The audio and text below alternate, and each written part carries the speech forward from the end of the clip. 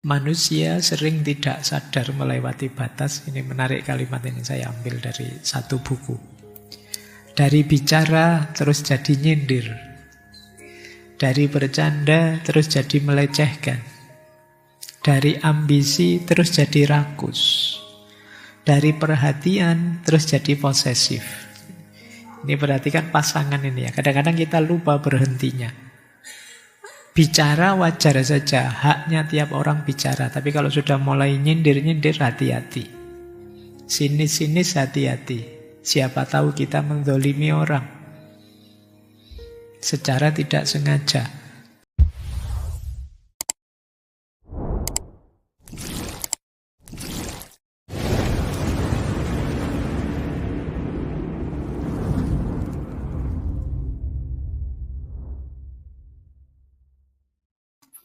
Assalamualaikum warahmatullahi wabarakatuh.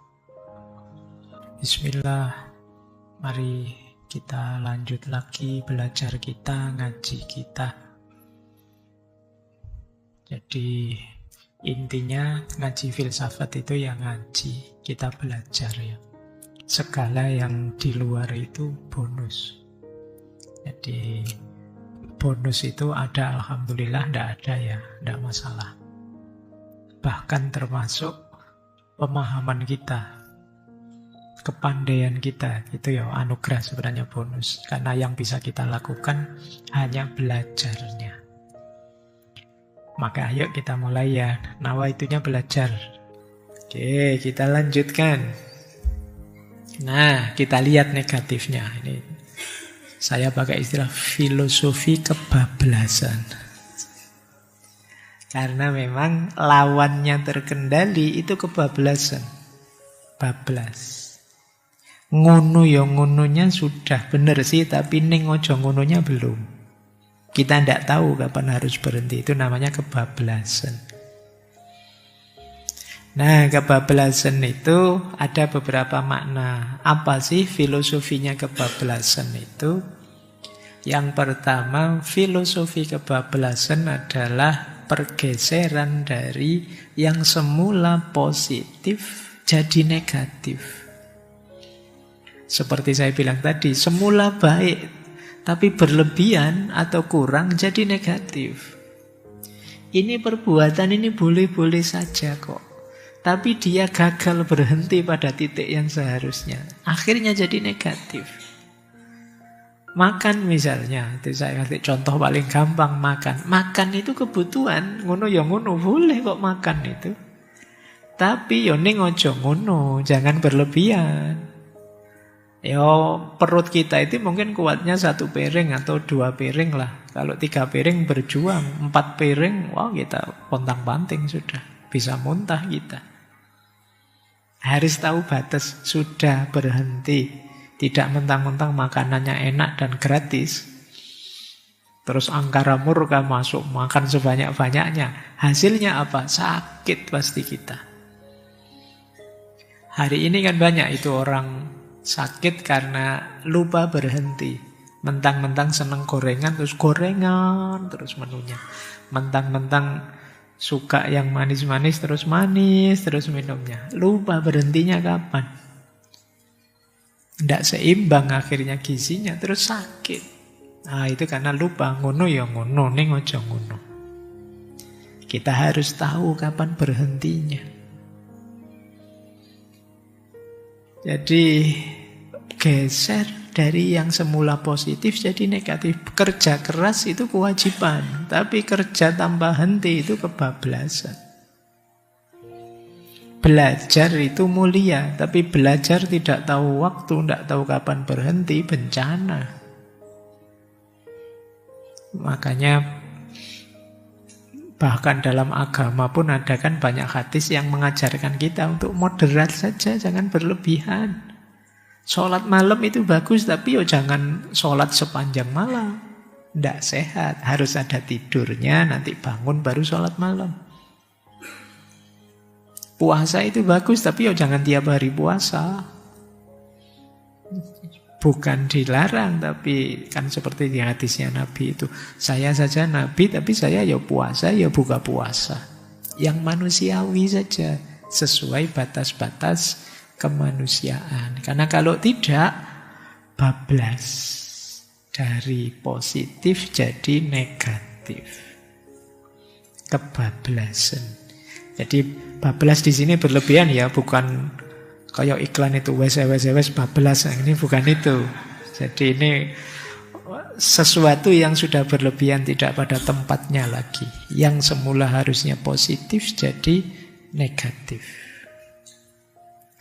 Ini filosofi kebablasan yang pertama. Filosofi kebablasan yang kedua, ketika orang melanggar batas rasa tadi. Orang tidak bisa empatik, tidak bisa menghargai rasanya orang lain. Nah, ini terjadi kebablasan. Melanggar tata krama, tidak peduli yang dirasakan orang, itu bablas sudah. Dengan alasan hakku, dengan alasan ini kan milikku, dengan alasan saya biasanya begitu.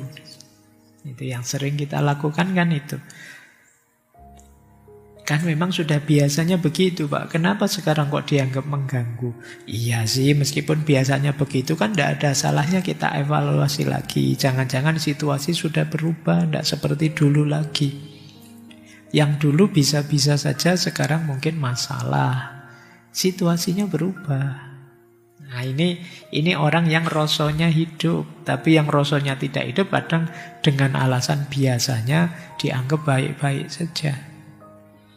Dengan alasan, toh tidak ada yang marah, bapak saja yang ribut. Bisa saja orang yang tidak marah itu karena rasanya hidup, dia tidak mau keributan.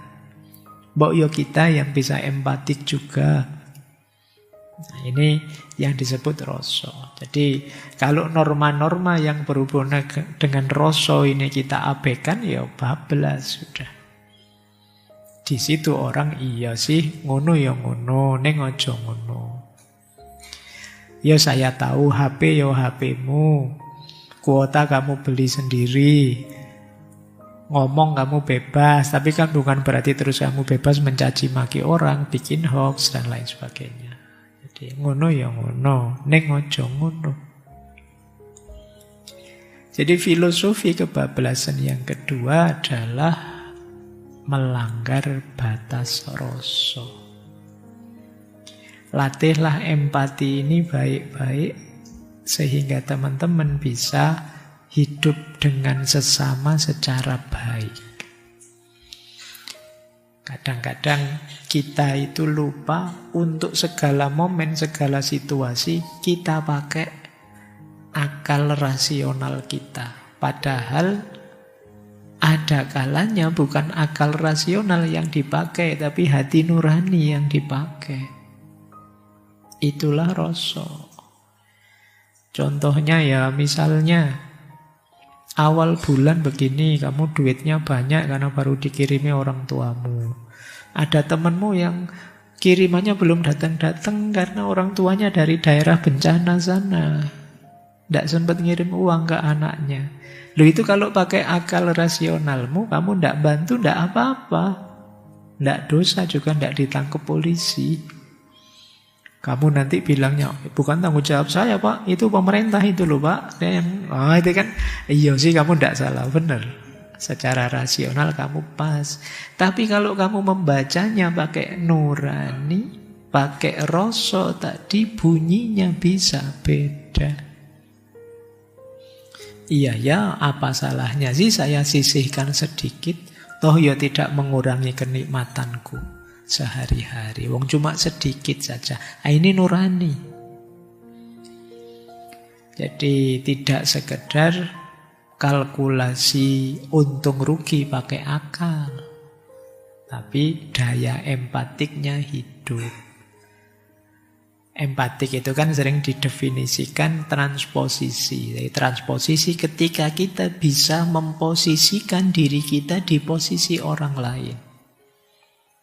Iya ya, temanku itu baru prihatin karena mengalami kesedihan ini, kesedihan itu, seandainya saya yang di posisi dia, mestinya juga sesedih itu. Nah, ini transposisi namanya. Kita bisa memposisikan diri di posisinya orang lain.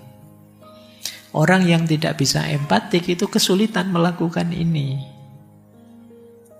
Pokoknya segalanya diukur hanya dari dirinya. Kalau saya sukanya musik rock yang keras-keras, yang volumenya full, berarti orang lain juga begitu. Ini tidak bisa berempati, ngukurnya hanya dirinya. Jangan salahkan saya sukanya sound horror kok misalnya. Iya, saya tahu kamu suka, tapi kan ngukurnya tidak hanya aku suka atau tidak, orang lain terganggu atau tidak. Itu kan juga harus jadi ukuran. Jadi ini yang disebut rasa tadi. Makanya di Jawa itu kan ada peribahasa juga, kita itu dituntut untuk bisa rumangsa dan tidak sebaliknya, rumangsa bisa. Jadi kita bisa menghidupkan rasa, menghidupkan rumangsa tadi. Tidak sekedar merasa bisa, rumangsa bisa. Yo, rumangsa bisa berarti orang yang sombong. Bisa merasa, bisa rumangsa itu orang yang empatik. Karena memang di Jawa itu kebersamaan dan kerukunan itu jadi nilai yang tinggi. Kadang-kadang kita hidup sulit, tidak apa-apa, asal tetap kompak, tetap bersama dan rukun. Makanya sampai ada mangan ora mangan, yang penting kumpul. Itu karena nilai kebersamaan dan kerukunan sosial itu levelnya tinggi kalau di Jawa. Nah, mungkin kalian tertawa mendengar peribahasa mangan ora mangan kumpul itu karena sekarang bagimu kan kumpul gak kumpul yang penting mangan. Jadi kita mulai egois mencari kesenangan pribadi kita masing-masing. Jadi kalau kumpul-kumpul, makan saya jadi berkurang. Mending sendiri saja, makannya utuh. Itu kan sekarang kita begitu. Kalau dulu sebaliknya. Ada banyak ya dimakan banyak bersama-sama. Ada sedikit pun dimakan bersama-sama sedikit-sedikit. Jadi mentalnya seperti itu. Meskipun nanti kalian kadang kan yo ngeyel. Anda Pak tetap saya meskipun tidak kumpul yang penting makan. Padahal sebenarnya kalau dipikir lebih dalam kebersamaan itu lebih mudah kita menata diri kita, meningkatkan well-being, kesejahteraan dengan berbagai strategi. Karena manusia itu makhluk sosial kok. Kalau sudah kumpul kita bisa saling membantu. Bagaimana? Jadi tidak makan pasti bisa makan lah.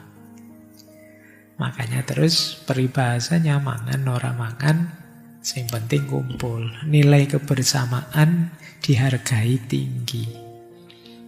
Itulah rasa. Yang ketiga, filsafat kebablasan. Yang ketiga, kapan kebablasan terjadi? Ketika eling lan waspodonya hilang. Orang jadi lupa diri.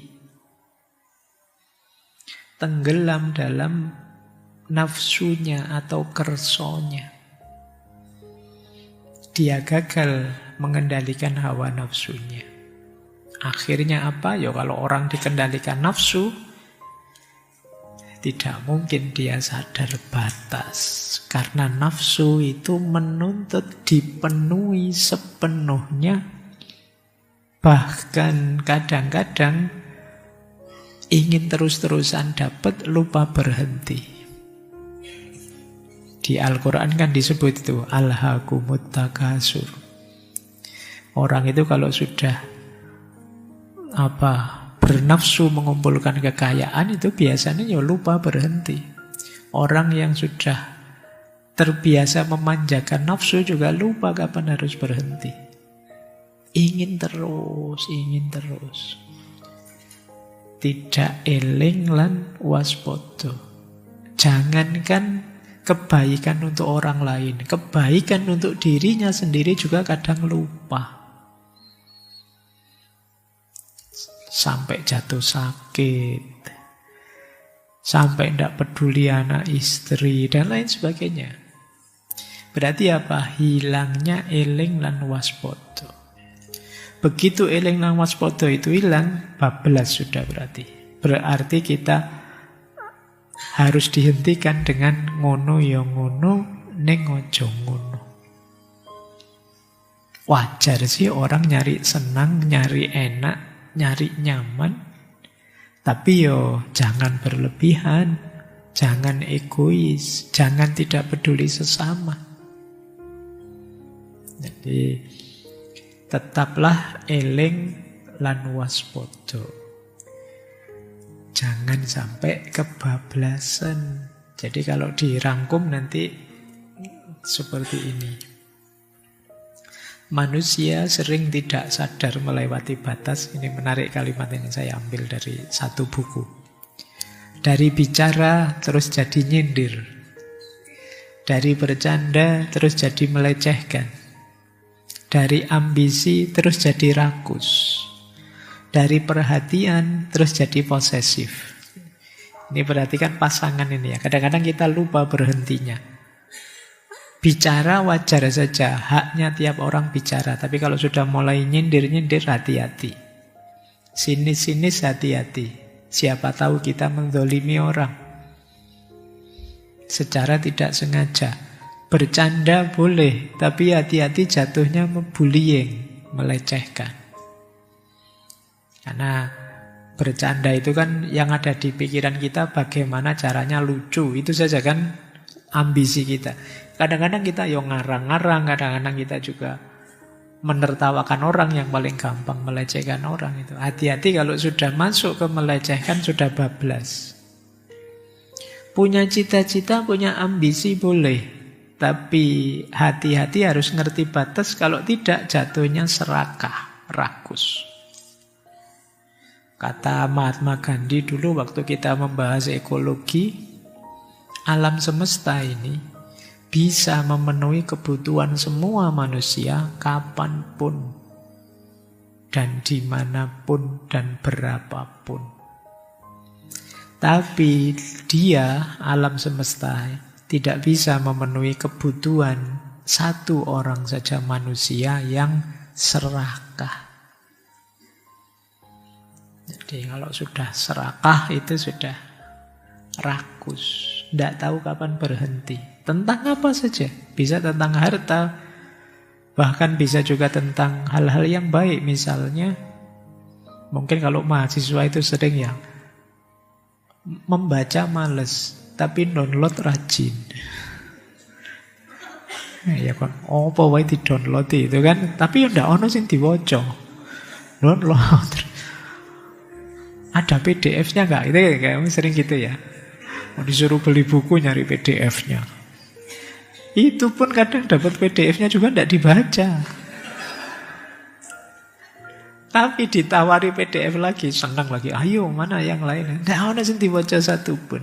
Ini serakah sih, semangatnya having, bukan becoming. Kamu pengen dapat. Nggak, efeknya ke dirimu juga kecil. Ini namanya serakah.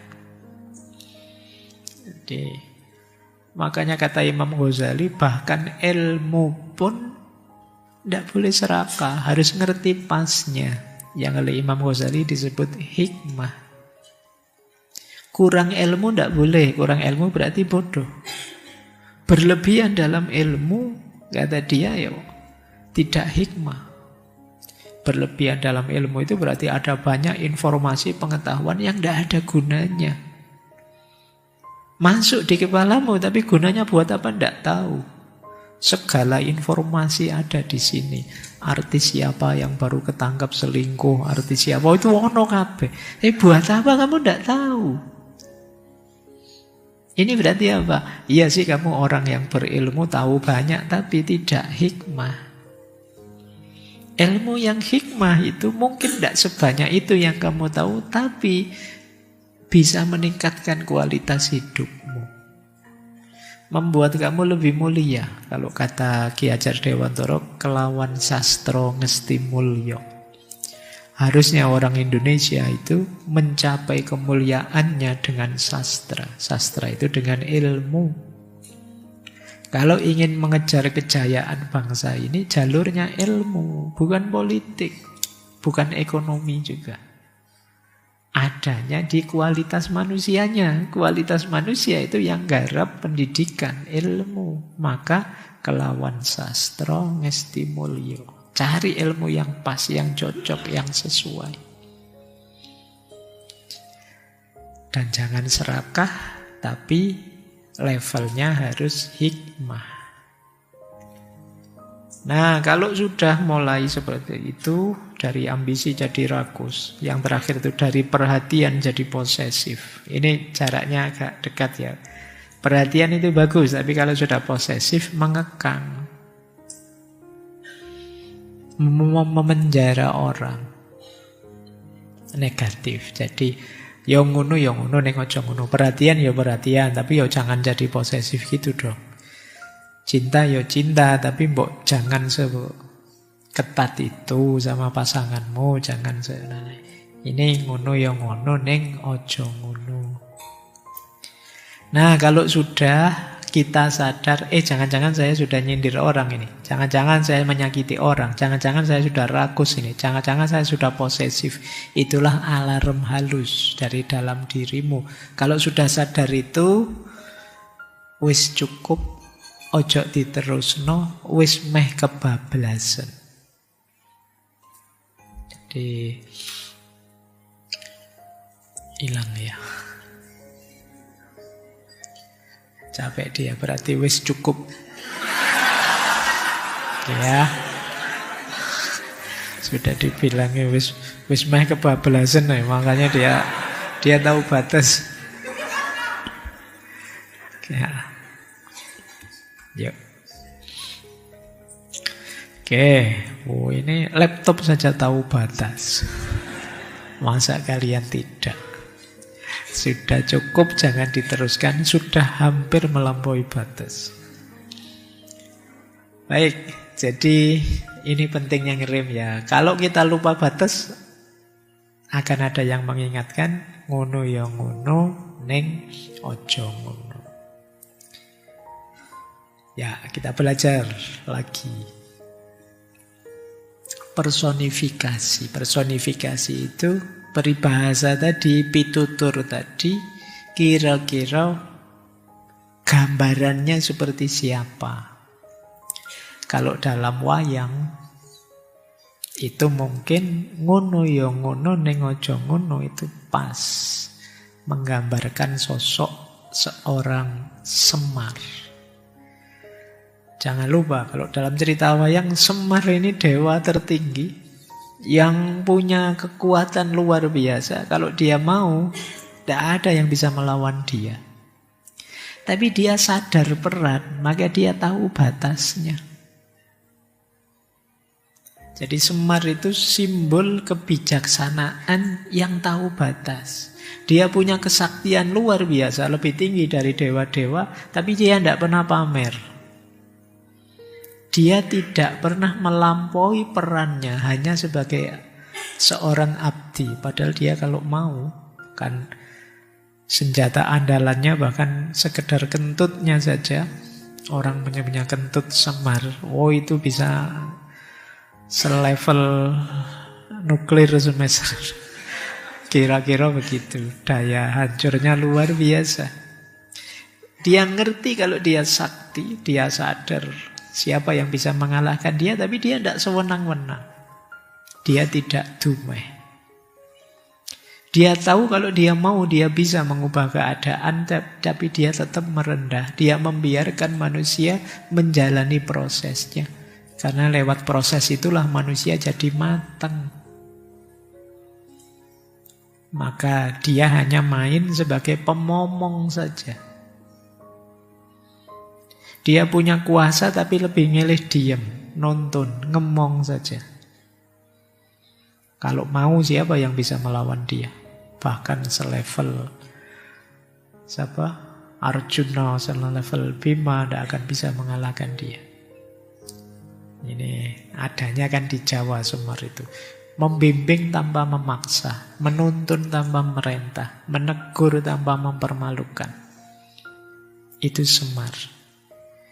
Kalau di lakon-lakon wayang itu, kalau para kesatrianya sudah mulai kebablasan, yang negur Semar. Jadi dialah yang mengingatkan kalau para kesatria sudah emosi, sudah ambisi, sudah sombong. Jadi tidak mentang-mentang tapi ngemong. Itulah personifikasi seorang Semar. Nah, kayak dulu juga pernah kita bahas tentang sosok Semar ini. Sebagai simbol, sebagai personifikasi puncak spiritualitas Jawa. Saya lanjutkan. Nah, ini kebalikannya. Sebenarnya banyak sih, cuma saya ambil contoh ini ya. 3 orang ini. Kalau di wayang Jawa, Bisma itu disebut Resi Bisma, Pandhita Durna, gurunya Pandhawa dan Kurana, dan Adipati Karna. 3 orang ini orang-orang hebat semua. Sayangnya lupa batas. Orang-orang baik semua. Sayangnya berlebihan. Itu yang jadi sumber kehancuran mereka. Bisma itu bagus. Luar biasa, dia kesatria paling suci, paling kokoh pada janjinya, sangat setia pada sumpahnya untuk menjaga singgasana Hastinapura. Luar biasa dari sisi itunya. Tapi yo ning aja ngono. Karena terlalu kuat memegangi sumpah sampai ndak peduli baik dan buruk. Karena dia sumpahnya memegangi singgasana, siapapun yang ada di singgasana dia bela, termasuk kalau rajanya salah. Dia tahu Duryodhana yang Kurawa tidak adil. Dia tahu yang benar Yudhistira, tapi waktu perang dia tahu mana buruk, mana benar, mana salah, mana benar. Tapi dia tetap, karena sudah bersumpah memegangi tahta, dia tidak peduli benar salah. Nah ini ngono ya ngono, neng ojo ngono. Harus sadar situasi. Kalau situasinya berubah, ya kita bisa beradaptasi. Oke. Ada lagi Pendeta Durna. Kalau Pendeta Durna ini gurunya para kesatria. Ya sebagai guru, dia memang berhak dapat penghormatan, dapat materi, dapat kedudukan. Guru ya manusia biasa.